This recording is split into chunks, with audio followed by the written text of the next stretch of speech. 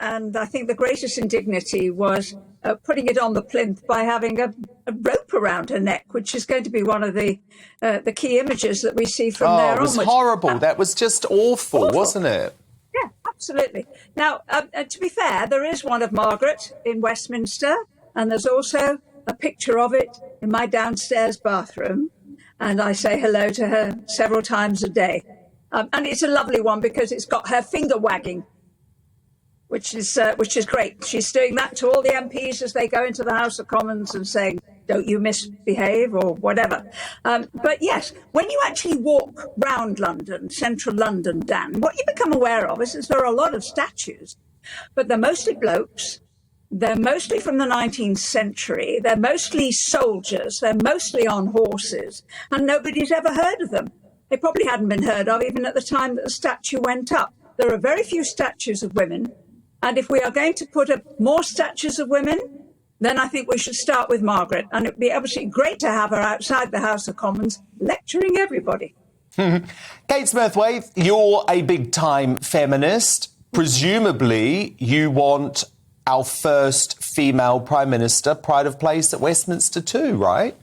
Well, I'm a big human rights activist, Dan, as you know, and so I think that we should move the statue to Grantham and put it where it rightly belongs, which is at the bottom of the Thames.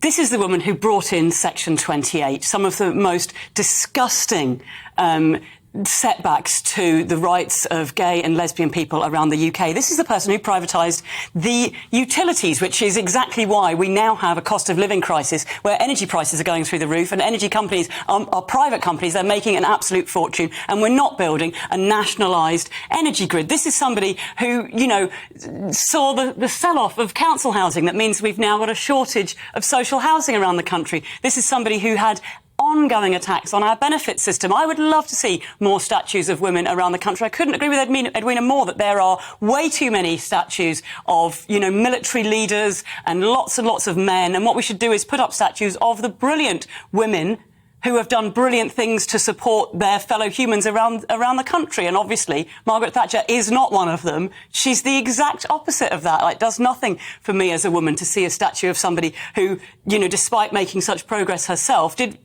absolutely nothing for women's rights. Jim Davidson, so Kate Smurthwaite says she wants Thatcher at the bottom of the Thames. Your response? As long as she swims down there with it to put it there. That's I think that would sort me out, really. Yeah, well, it's absolute nutters about, aren't they? This was one of the greatest prime ministers we've ever had. And because that lady there, whatever her name is, didn't agree with that, she's got to be thrown to the bottom of the... Why don't we pull all the statues down, get a big ladder and take Nelson down as well? And we'll just put up women and people that are nice to people. This is our history. These people are great people. Why shouldn't Margaret Thatcher be next to the great Winston Churchill and the equally great Nelson Mandela?